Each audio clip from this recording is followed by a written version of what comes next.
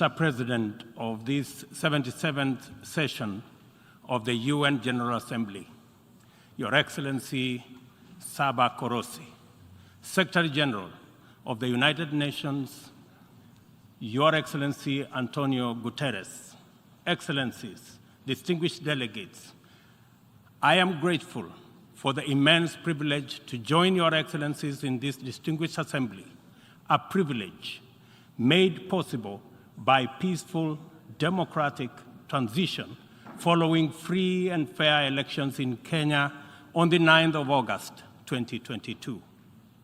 Elections that not only stand as testimony of the universal power of democracy, but also of the manifest ability of African peoples to invest in stronger nations and a secure future, robust institutions, effective constitutions, and the impartial administration of the rule of law guarantees the achievement of shared aspirations. This 77th session of the UN General Assembly comes at a unique moment when the entire world is struggling with multiple grave challenges that include regional conflicts, the COVID-19 pandemic, the triple planetary crisis, food insecurity, and the rising cost of living. I take this opportunity to congratulate you, Mr. President, on your election to preside over this session and to express my confidence that your wealth of experience offers us significant assurance of your good leadership. Your motto, solutions through solidarity, sustainability, and science, succinctly captures with particular resonance the urgent imperatives of our time. I assure you of Kenya's firm support and cooperation during your tenure. I further take this opportunity to commend your predecessor, His Excellency Abdullah Shahid, for his bold steps in steering the United Nations community and for ensuring its business continuity under the unprecedented circumstances occasioned by multiple global threats such as the COVID-19 pandemic. Excellencies, human well-being is under grave threat. The health of the planet requires urgent attention. The immense pressure exerted by conventional threats such as climate change, the global food crisis, terrorism, cybercrime, and armed conflict has been compounded by unprecedented, devastating disruptions due to COVID-19. I express my approval of the theme for this session, a watershed moment, transformative solutions to interlocking challenges. Because it boldly signals the window of opportunity we now have to escalate our engagement from firm consensus to decisive action. In many respects, the COVID-19 pandemic stripped us of many illusions and exposed stark justice and solidarity deficits in the face of existential crisis. It brought into sharp focus the global economy's two-lane highway, repressively patrolled by a rising tide of exclusionist nationalism, a specter that undermines prospects of collective action and significantly impairs the resolve of the international community to guarantee fundamental rights, including safety and dignity of the world's vulnerable majority.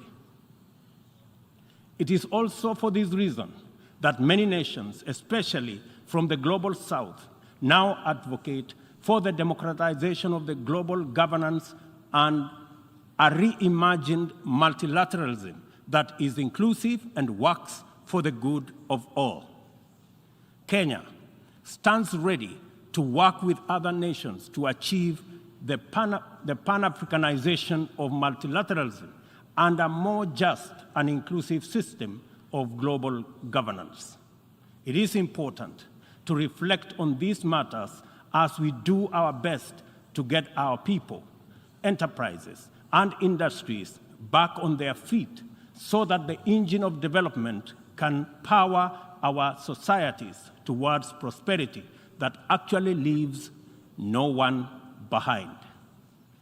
Building back better is the universal rallying call to incorporate lessons learned into doing more in a better way to recover from the shock. I suggest that we have a golden opportunity to faithfully adhere to this motto by augmenting it in word and in deed with an additional B, building back better from the bottom. Building back better from the bottom upwards is essentially about including the marginalized to working majority in the economic mainstream. The bottom millions relentlessly wage their daily battle for survival in a crowded arena characterized by scarcity of opportunity and generally precarious existence. The ingenuity, optimism, resilience, and energy in this ever-bustling bottom is sometimes called hustling. Invisibly to policymakers and beyond the reach of many public services, these hustlers take nothing for granted, surviving overwhelming odds and frequently succeeding greatly. In the words of Abraham Lincoln, things may come to those who wait, but only things left behind by those who hustle. It is time to bolster the resilience of our nations, to mainstream these millions through deliberate strategies and efforts for economic inclusion by building back better from the bottom up. The interlocking challenges of conflicts, triple planetary crisis, and the global food crisis have impeded our momentum and obstructed our focus on achieving fundamental transformations towards sustainable development. In the Horn of Africa region, severe drought and disruption of supply chains due to the COVID-19 pandemic, as well as the Russia-Ukraine conflict, have left us food insecure, and consequently, we have been constrained to repurpose our strategies to prioritize drought and famine relief, insulating education and from disruption, and improving social protection and healthcare systems to secure the well-being of our people. Many countries now bear witness to the unsettling phenomena of rivers, canals, and water reservoirs that are drying up on account of drought and heat waves occasioned by climate change. Kenya is no exception. The northern arid and semi-arid rangelands of our country have been gravely impacted by drought, whose severity has not been seen or experienced in 40 years. 3.1 million residents of these atolls are now severely food insecure on account of scarce rainfall over 3 consecutive seasons, leading to poor crop and pasture.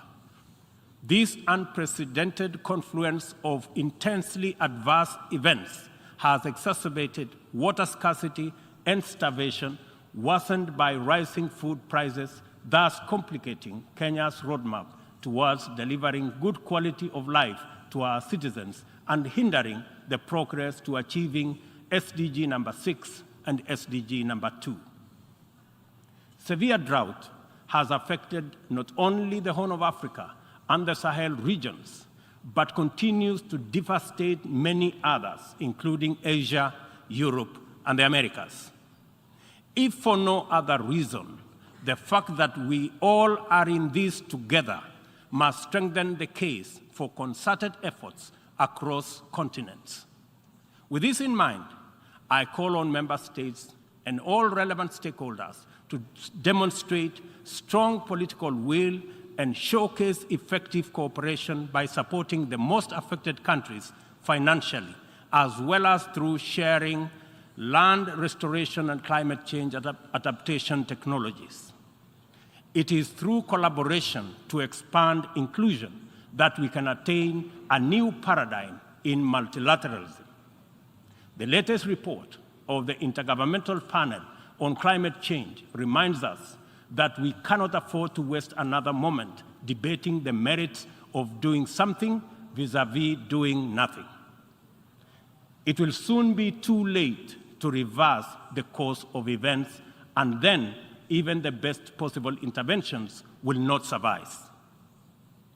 As leaders, every day is an opportunity to expedite our efforts to confront the triple planetary crisis. It will be recalled that during the Stockholm Plus 50 meeting, which Kenya had the honor of co-hosting with Sweden, there was consensus from states on the need to act urgently in addressing environmental impacts. Given this agreement, it is deeply concerning that little progress has been made in respect of the needful actions.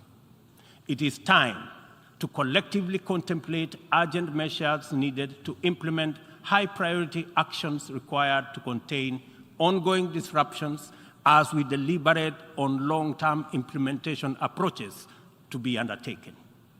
I fully agree with the Secretary General's memorable statement that, and I quote, "We have a rendezvous with a climate disaster," end of quote.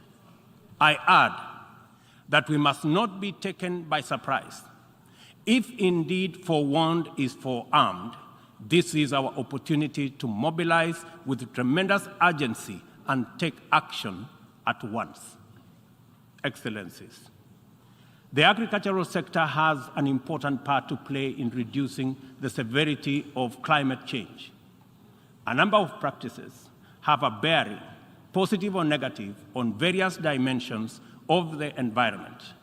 Investing in modern agricultural technology is therefore one important avenue towards tackling prevailing environmental changes. Kenya is responding through substantial investment in climate-resilient agriculture. At the core of our 10-year strategy for agricultural sector growth and transformation are 9 flagships. They include the registration of farmers to direct incentives, improving farmer practice through customized extension services, monitoring of emergency food reserve stocks using digital food balance sheet, and the use of early warning systems to monitor food supplies and market prices.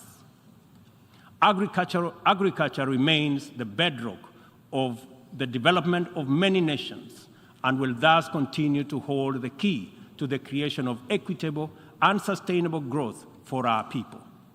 No country, large or small, has ever attained significant growth without modernizing its agricultural sector.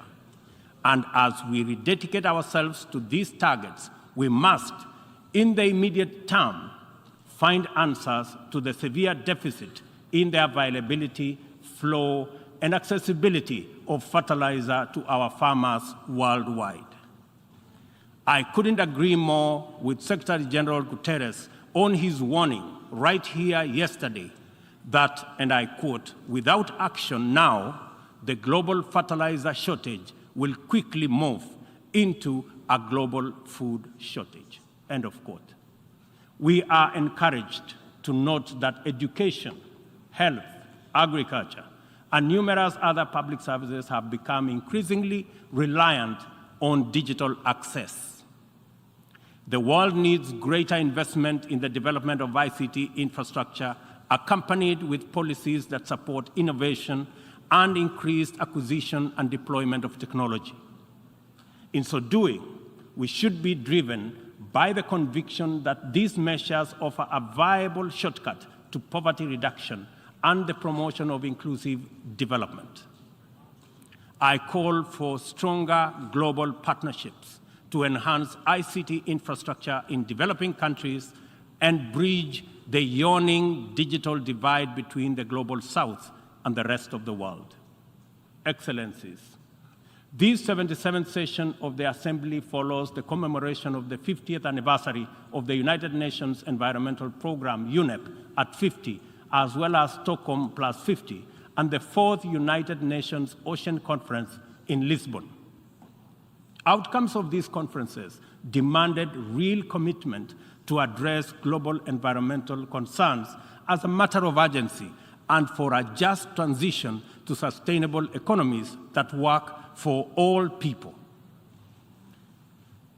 The March 2022 landmark resolution of the 5th United Nations Environmental Assembly in Nairobi to end plastic pollution is a decisive signal to the world that the world is prepared and motivated to act on this menace. Kenya is committed to work closely with other nations to pursue legally binding instruments aimed at bringing an end to plastic pollution. As the host nation to UNEP and the UN Habitat, Kenya affirms that these critical United Nations agencies have an indispensable role in the promotion of environmental sustainability globally, as well as developing socially and environmentally sound and sustainable cities. In keeping with its strong commitment to multilateral institutions, Kenya has made available more land for the United Nations office in Nairobi to facilitate the upgrading of its complex. I take this opportunity to call on member states to complement this contribution through enhanced financing to adequately modernize the UN facilities in Nairobi. Kenya remains a strong advocate for making the sustainable use of oceans and blue economy resources a development priority, holding the firm belief that significantly increased investment in this essential sector can end hunger, can also reduce poverty, create jobs, and spur economic growth. I urge the Secretary General to continue calling attention to the urgent need to develop this vital sector. In particular, I call on developed countries to invest in sustainable fishing, protect marine ecosystems, and share ocean-based climate solutions with developing countries. For our part, I am pleased to report that building on the historic 2018 Sustainable Blue Economy Conference in Nairobi, Kenya is reviewing its national blue economy strategy to strengthen community structures in participatory management of fresh water, coastal and marine resources, and ecosystems.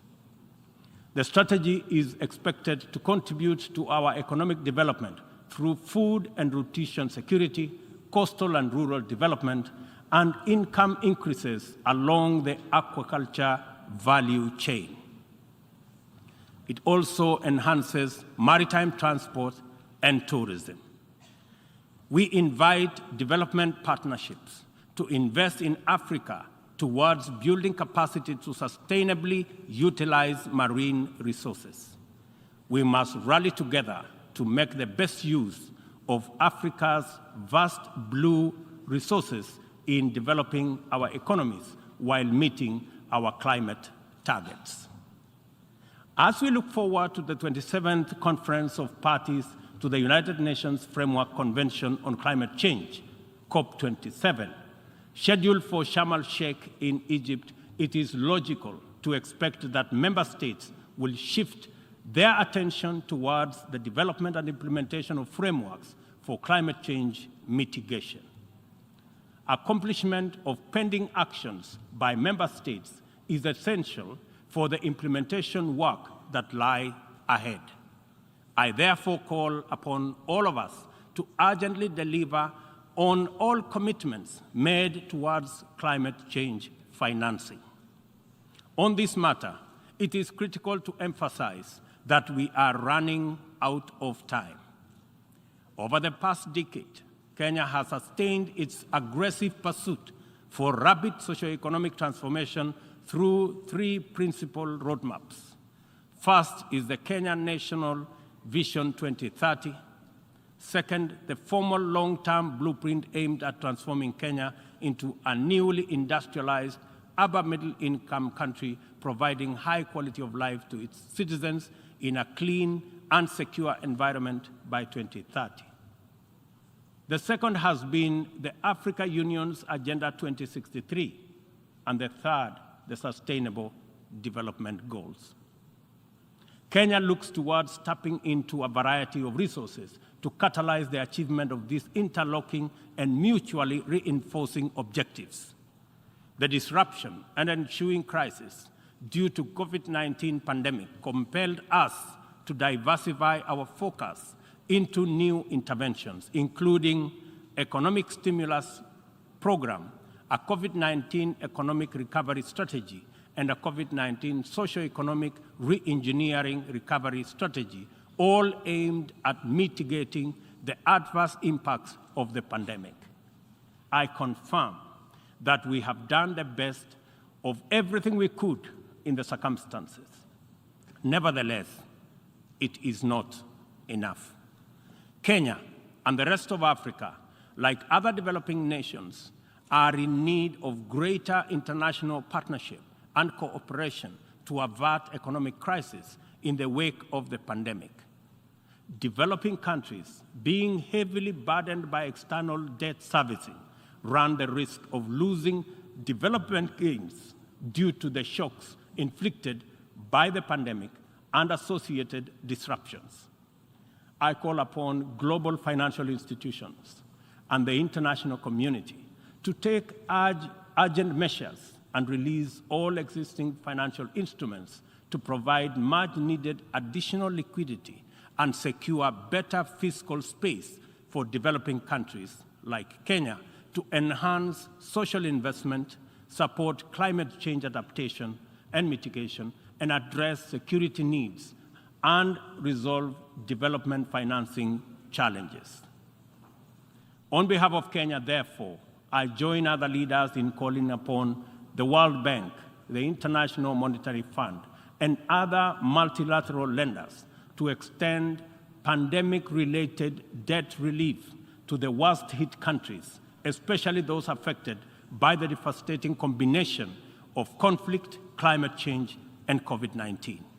Furthermore, I urge the G20 to extend and expand the scope of the common framework to suspend or reschedule debt repayments by middle-income countries during the pandemic recovery period. At this point, I would like this distinguished assembly to take a moment and consider the peace and security landscape, a landscape currently beset with multiple challenges, yet abounding with considerable opportunities. Our home region of East and Horn of Africa is in particular burdened by significant conflicts and challenges with implications for the region's development. We stand on the cusp of first opportunity for galvanizing confidence-building measures to generate and sustain momentum towards sustainable peace. In its role as an anchor state in the region, Kenya has sustained our investment in diplomatic efforts to find lasting peace in multiple situations within and beyond the region. Although some processes have yielded undeniable success, challenges remain. I therefore strongly reiterate our call for partnership towards confidence-building measures and urge more concerted efforts towards sustainable peace and stability. Kenya is currently serving in the United Nations Security Council. I am proud to confirm that our engagement over the last 2 years has prioritized regional peace and security, countering terrorism and violent extremism, peace support operations, climate and security as critical contributions to the collective efforts to build a safer, more prosperous, and peaceful world. I am also proud to state that Kenya has continued to champion closer cooperation between regional mechanisms and the Security Council as an effective means to achieving international peace and security. Kenya continues to advocate the renewal of the Africa Union security architecture, which draws comparative strength from the highly productive complementarity between the United Nations, the Africa Union, and the regional economic communities.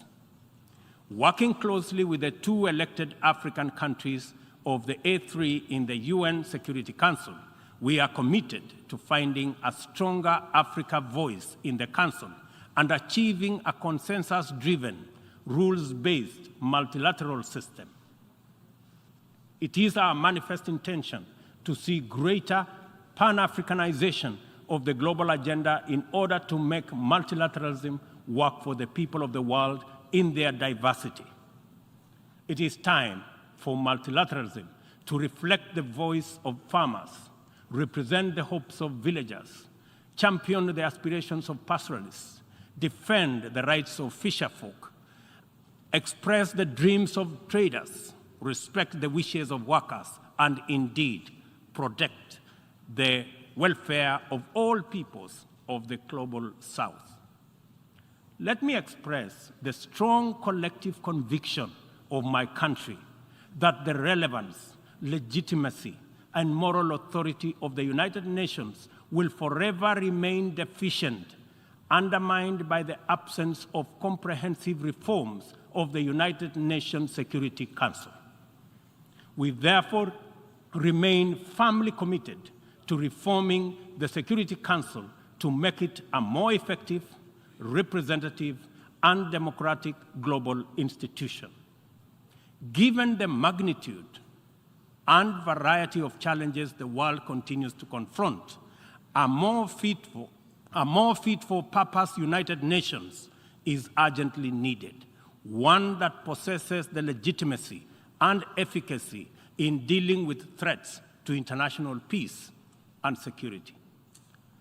A just and inclusive world order cannot be spearheaded by a United Nations Security Council that persistently and unjustly fails the inclusivity criterion. Similarly, threats to democracy will not be credibly resolved by an undemocratic and representative Security Council. It is vitally important for this critical institution to reflect the values it is entrusted to protect, to defend, to uphold on behalf of humankind. We welcome the call by President Biden this morning for the expansion of the membership of the Security Council as a significant step in the right direction, and we look forward to building consensus for the actualization of the same. The COVID-19 pandemic severely disrupted health systems, seriously challenging the implementation of programs that are vital for the realization of health-related sustainable development goals.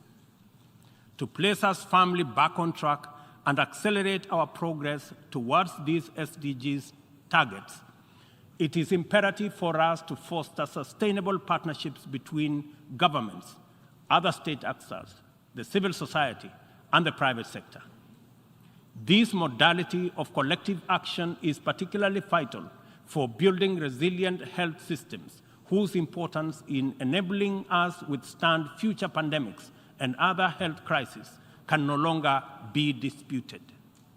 For this reason, Kenya will continue to strongly support the development of legally binding World Health Organization international instrument to anchor global solidarity and promote equity.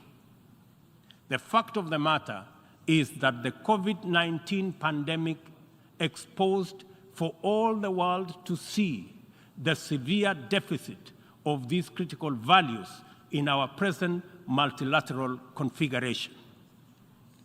Global supply chains remained impervious to demands in the global South generally, and Africa in particular. Unequal access to vaccines underscored this unjust and unequal situation with unforgettable clarity. Whenever human life, security, and welfare is in jeopardy, it is immoral to administer interventions through frameworks that are anchored on fundamental inequality. We are all witnesses to admirable demonstrations of effective solidarity in response to crises in various parts of the world. Our knowledge of the possibility of spontaneous yet resolute global solidarity reinforces the African exception as particularly repugnant. From genocides and civil conflict to famine and pandemics, the African continent is consistently left behind to bear the brunt of weak solidarity and disastrous failure of multilateralism. History indicates the last time Africa was the focal point of strong and effective multilateralism and multilateral consensus was during the Berlin Conference of 1884-1885, and the character of the ensuing interventions casts a long shadow to date. Not to put too fine a point to it, the failure of multilateralism during crises which relegate the people of Africa outside the cycle of moral consideration and normalizes humanitarian neglect and other casual injustices are failures of humanity. Nothing about Africa, and I say nothing about Africa or its people makes it acceptable for this type of failure to persist in this era. And we have an urgent moral duty to do better, and to right this wrong. For decades, Africa has borne the brunt of three epidemics: the HIV, tuberculosis, and malaria. I applaud innovative partnerships like the Global Fund for their progress in addressing the three menaces, and also welcome the ambitious targets set for the 7th replenishment cycle. Kenya is committed to supporting the Global Fund and implementing the agreed targets in order to actualize our pledge at the replenishment conference.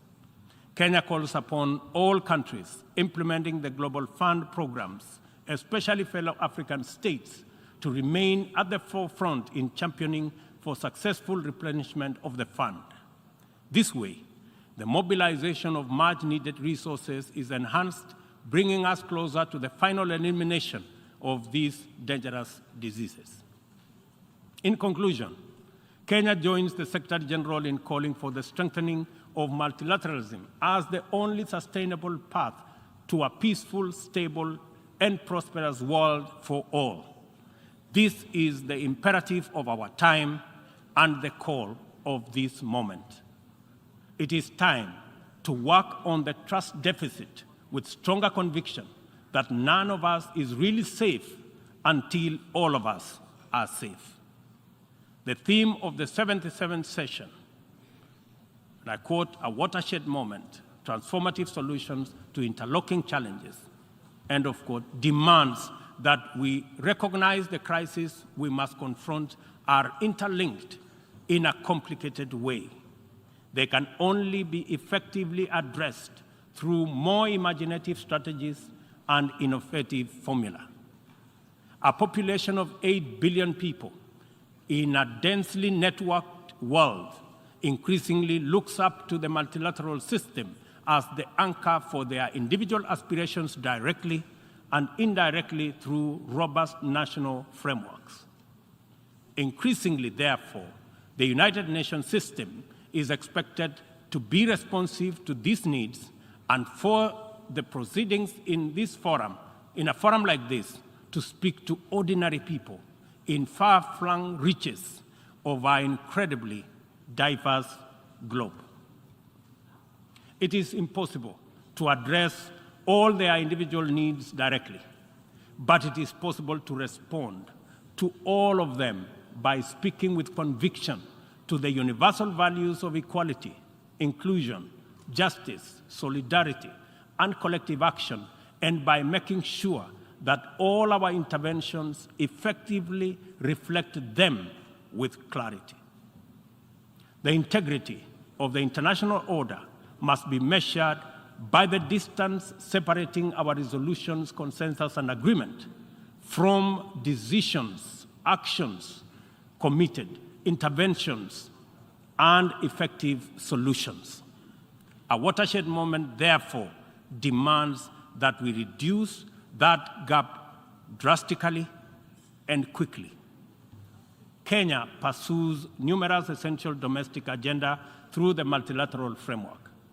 We are heavily invested in the strength, effectiveness, and eventual success of all interventions formulated by the United Nations. It is important that the output of this and other similar fora achieve immediate resonance in the minds and lives of our youth still seeking opportunity to express and actualize themselves, our farmers working to feed nations, our Juakali entrepreneurs striving in pursuit of success in the informal economy, and our professionals who formulate policy, implement strategy, and monitor service delivery in public and private sectors. Africa places immense value in the international community and the tremendous possibilities it can unlock through inclusive, sustainable, and effective action to transform the lives of our people and establish lasting peace, security, and shared prosperity. This watershed moment is our chance to turn the key and open this door of opportunity. We can make progress in addressing the triple global threats and liberate ourselves from the shame of past failures of multilateralism. At this watershed moment, we must not only choose, but also act decisively to bequeath our children and their children a greener, safer, healthier, and more abundant earth. Let us do it together, inclusively, multilaterally. I thank you.